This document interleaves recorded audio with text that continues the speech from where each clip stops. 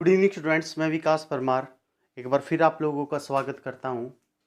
काफ़ी समय के बाद आज हम फिर से एक बार ऑनलाइन आप लोगों के सामने आए हैं और जो हरियाणा पुलिस का एग्ज़ाम होगा उसके लिए मैं एक 1500 क्वेश्चन का कलेक्शन लेके आया हूं, जो बहुत इंपॉर्टेंट रहेगा जीके का, और उसके अंदर जनरल साइंस भी रहेगा। तो इसे आप ज़रूर सुने अच्छी तरीके से, कान में ईयरफोन डालें, आराम से बैठ के सुनते रहें और इससे रिलेटेड जो भी क्वेश्चन मैं आप लोगों को बताऊं उसको नोट करते रहें। तो पहला क्वेश्चन आप लोगों के सामने है, प्रोटीन की फैक्ट्री किसे कहा जाता है? तो प्रोटीन की फैक्ट्री जो होती है वो राइबोसोम होती है बच्चों। प्रोटीन जो होते हैं वो हमारे शरीर के ग्रोथ के लिए रिस्पॉन्सिबल होते हैं। अगर आप 1 ग्राम प्रोटीन खाते हो तो आपको 4.1 कैलोरी ऊर्जा मिलती है। प्रोटीन की सबसे छोटी इकाई जो होती है वो अमीनो अम्ल होती है। हमारे खून के अंदर पाए जाने वाले प्रोटीन भी काफ़ी प्रकार के होते हैं, जैसे हीमोग्लोबिन हमारे खून के अंदर पाया जाने वाला एक प्रोटीन ही होता है। अंडे के अंदर पाया जाने वाला प्रोटीन एल्ब्यूमिन होता है। नाखून के अंदर पाया जाने वाला जो प्रोटीन होता है वो कैरोटीन होता है। और दूध के अंदर पाया जाने वाला प्रोटीन केसिन होता है, जिसकी वजह से दूध का रंग सफ़ेद होता है। लेकिन गाय के दूध का रंग पीला कैरोटीन के कारण होता है। पत्तियों का रंग पीला भी कैरोटीन के कारण होता है। पत्तियों का हरा रंग क्लोरोफिल के कारण होता है।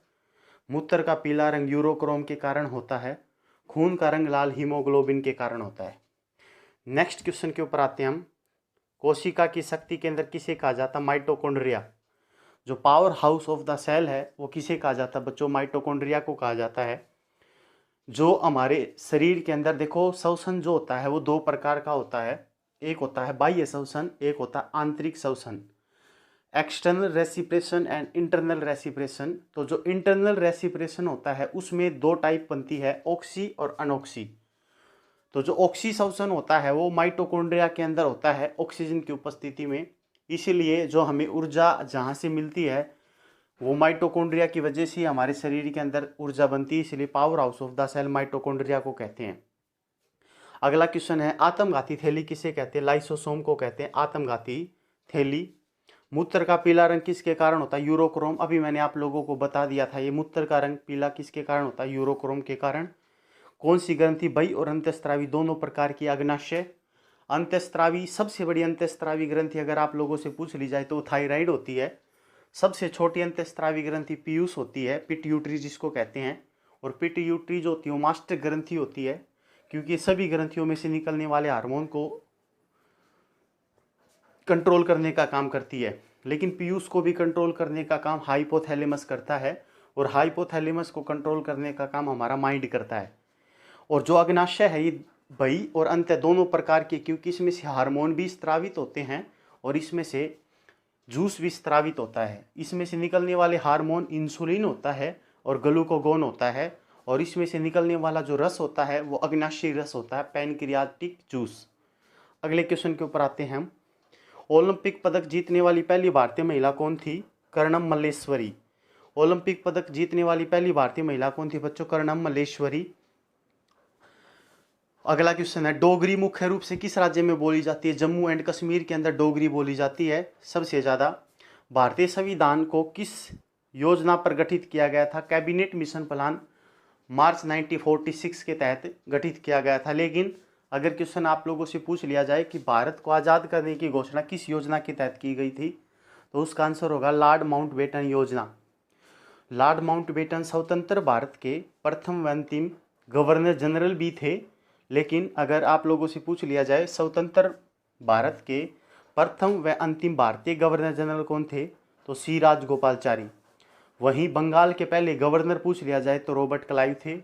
बंगाल के पहले गवर्नर जनरल वॉरेन हेस्टिंग्स थे। भारत के पहले governor general Lord William Bentinck थे। भारत का पहला वायसराय लॉर्ड कैनिंग था। नेक्स्ट क्वेश्चन, कोयला भंडार के लिए सबसे समृद्ध क्षेत्र कौन सा है? दामोदर घाटी। यहाँ पे सबसे ज़्यादा कोयला होता है। लेकिन एक क्वेश्चन अगर आज आपके एग्जाम में आ जाए कि भारत का रुर किसे कहते हैं, तो भारत का रुर छोटा नागपुर के पठार को कहते हैं। ये रुर नामक जगह जर्मनी में है, जहाँ पर सर्वाधिक मात्रा में कोयला पाया जाता है। इसलिए जहाँ पे भी कोयला पाया जाएगा वो उस जगह का रुर कहलाएगा। छोटा नागपुर का पठार भारत का रुर कहते हैं। भारत का सबसे बड़ा पठार पूछ लिया जाए तो दक्कन का पठार है। अगला क्वेश्चन, भारत में सबसे बड़ा नदी बेसिन किसका है? गंगा नदी बेसिन, ये भारत का सबसे बड़ा नदी बेसिन है। भारत की सबसे लंबी नदी भी गंगा है, लेकिन दक्षिण भारत की सबसे लंबी नदी गोदावरी है। और अगर ओवरऑल सबसे लंबी नदी पूछ ली जाए तो गंगा तो है, लेकिन दूसरे नंबर पर गोदावरी है। गोदावरी को दक्षिण की गंगा भी कहते हैं और इसको वृद्ध गंगा भी कहते हैं, लेकिन दक्षिण भारत की गंगा कावेरी को कहते हैं बच्चों। नेक्स्ट क्वेश्चन के ऊपर हम आते हैं। अगला क्वेश्चन आप लोगों के सामने है, पेनिसिलिन की खोज किसने की थी? तो पेनिसिलिन की खोज अलेक्जेंडर फ्लेमिंग नाम के व्यक्ति के द्वारा की गई थी। पेनिसिलिन जो है वो एक प्रकार का एंटीबायोटिक्स होता है। दुनिया का पहला एंटीबायोटिक्स पेनिसिलिन ही था। और पेनिसिलिन जो एंटीबायोटिक्स होते हैं उनका यूज बैक्टीरिया की वृद्धि को रोकने के लिए किया जाता है। अलेक्जेंडर फ्लेमिंग नाम का व्यक्ति जब बैक्टीरिया को ख़त्म करने के लिए प्रयोग कर रहे थे, तब किसी चीज़ के ऊपर एक हरे रंग की फफूंद जम गई थी और उसी फफूंद से इन्होंने पेनिसिलिन की खोज कर दी थी। इस प्रकार हम कह सकते हैं कि पेनिसिलिन किससे प्राप्त किए जाते हैं? तो फफूंद से प्राप्त किए जाते हैं। चेचक के टीके की खोज एडवर्ड जेनर नाम के व्यक्ति ने की थी और चेचक का टीका दुनिया का पहला वैक्सीन था। रेबीज के टीके की खोज लुई पास्चर ने की थी। रेबीज नाम की जो बीमारी है वो वायरस के कारण होती है और रेबीज कुत्ते के काटने से फैलती है। कुत्ते की लार द्वारा ये फैलता है और कुत्ता हमारे शरीर के अंदर एक रैबिडो वायरस छोड़ देता है, जिसके कारण रेबीज की बीमारी हो जाती है। Louis Pasteur. किण्वन क्रिया की खोज भी लुई पास्चर ने ही की थी। पाश्चुरीकरण की खोज भी लुई पास्चर ने ही की थी। पोलियो का टीका किसने विकसित किया था? जॉन साल्क ने। लेकिन पोलियो ड्रॉप की खोज किसने की थी? वो एल्बर्ट सेबिन नाम के व्यक्ति ने की गई थी। उगते और डूबते समय सूर्य लाल प्रतीत होता है, क्यों? क्योंकि बच्चों लाल रंग का जो स्कैटरिंग होता है वो सबसे कम होता है। अब जिसका स्कैटरिंग कम होगा इसका मतलब उसका फैलाव भी क्या होगा? कम। और जिसका फैलाव भी कम होगा इसका मतलब वो दूरी ज़्यादा तय करेगा। इसलिए डूबते और उगते समय सूर्य हमें लाल प्रतीत होता है due to scattering of light. Bharat का नेपोलियन किसे कहा जाता है? भारत का नेपोलियन समुद्रगुप्त को कहा जाता है बच्चों। किसको कहा जाता है? समुद्रगुप्त को कहा जाता भारत का नेपोलियन। भारतीय संविधान में कितनी भाषाओं को मान्यता प्राप्त है? 22 भाषाओं को मान्यता प्राप्त है। भाषाओं के बारे में अनुसूची नंबर 8 में बताया गया है। अनुसूची 8 में 22 भाषाएं हैं, लेकिन मूल संविधान में 14 भाषाएं थी। उसके बाद अगली भाषाओं को जोड़ा गया है। एट प्रेजेंट 22 भाषाएं हैं। एक चीज़ का ध्यान रखना, हिंदी हमारी राष्ट्रभाषा नहीं है। हिंदी हमारी एक राजभाषा है, हमारी कोई भी एक राष्ट्रभाषा नहीं है। अगले क्वेश्चन में संविधान के अनुच्छेद 1 में भारत किस रूप में घोषित किया गया है? तो भारत को राज्यों का संघ कहा गया है। अनुच्छेद 1 में भारत को राज्यों का संघ कहा गया है। कई बार एग्जाम में आ जाता है कि राज्यों के संघ का मतलब क्या होता है। राज्यों के संघ का मतलब होता है कि किसी भी राज्य के पास यह अधिकार नहीं है कि वो भारत से अलग होकर देश बनाए। अमेरिका को संघों का राज्य कहा गया है, जबकि भारत को राज्यों का संघ कहा गया है। अनुच्छेद 2 और अनुच्छेद 3 किसी नए राज्य का निर्माण, उसकी सीमा में परिवर्तन, उसके नाम में परिवर्तन करने से संबंधित अगर कोई कानून है उसको अनुच्छेद 3 के तहत और 2 के तहत किया जाता है।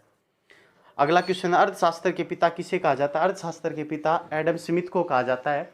अर्थशास्त्र 2 प्रकार की है। अगर इकोनॉमिक्स के अर्थशास्त्र पूछ ली जाए तो एडम स्मिथ है, लेकिन राजनीति के अर्थशास्त्र पूछ ली जाए तो चाणक्य है। चाणक्य कौटिल्य को ही कहा जाता है और कौटिल्य का ही दूसरा नाम था Vishnugupta. Kautilya is the Guru of Chandragupta Maurya. Chandragupta Maurya के गुरु थे कौटिल्य। ठीक है। उसी प्रकार कई बार सिकंदर के गुरु पूछ ले जाते हैं। सिकंदर के गुरु अरस्तु थे, अरस्तु के गुरु प्लेटो थे। ओके।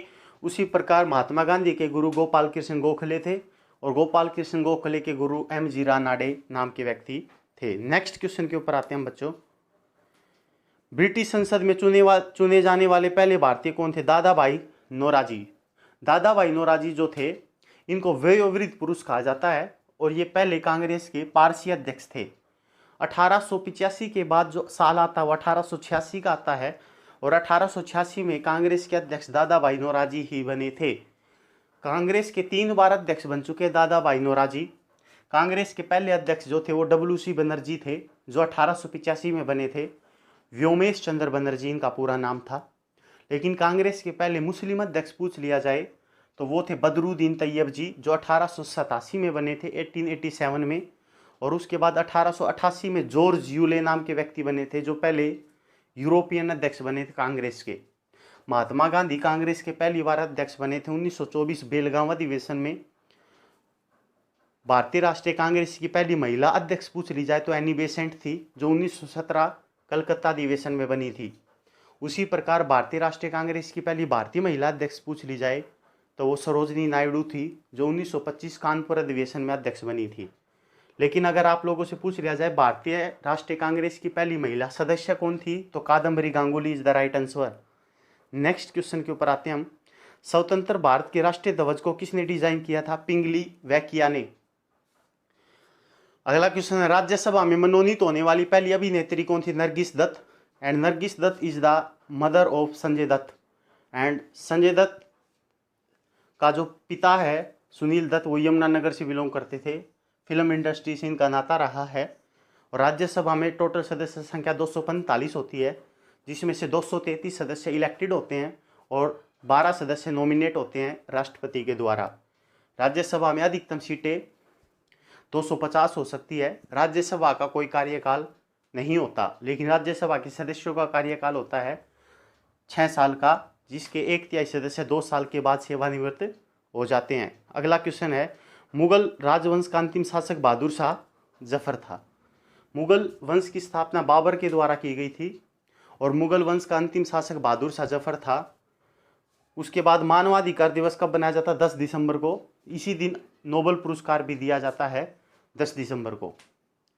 पंचतंत्र किसने लिखा था? विष्णु शर्मा नाम के व्यक्ति ने पंचतंत्र लिखा था।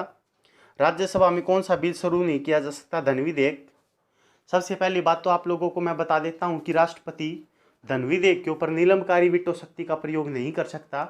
अनुच्छेद 111 के तहत राष्ट्रपति के पास वीटो पावर 3 प्रकार की होती है: अनतांत्रिक वीटो पावर शक्ति, नीलमकारी और जेबी वीटो पावर शक्ति।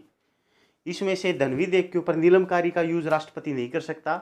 लेकिन धन विधेयक एक इस प्रकार का विधेयक होता है जो लोकसभा में सबसे पहले प्रस्तुत किया जाता है, लेकिन लोकसभा में भी प्रस्तुत करने से पहले उसे राष्ट्रपति की स्वीकृति के लिए सबसे पहले लाया जाता है।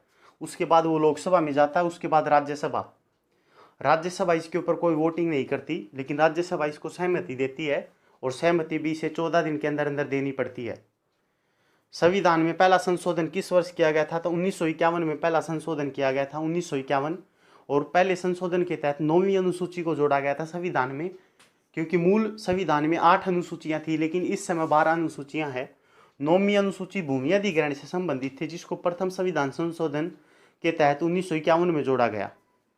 तो आज के लिए 28 क्वेश्चन आपके हो चुके हैं बच्चों। इनसे रिलेटेड काफ़ी क्वेश्चन मैंने आप लोगों को बता दिए हैं। इस प्रकार ये वीडियो मैं सीक्वेंस से स्टार्ट करने की कोशिश करूँगा। आप लोगों का अगर सहयोग रहा तो मैं इस चीज़ को मेंटेन करने की कोशिश करूँगा। ठीक है बच्चों, मिलते हैं ब्रेक के बाद, तब तक दुआओं में याद रखना। Thank you.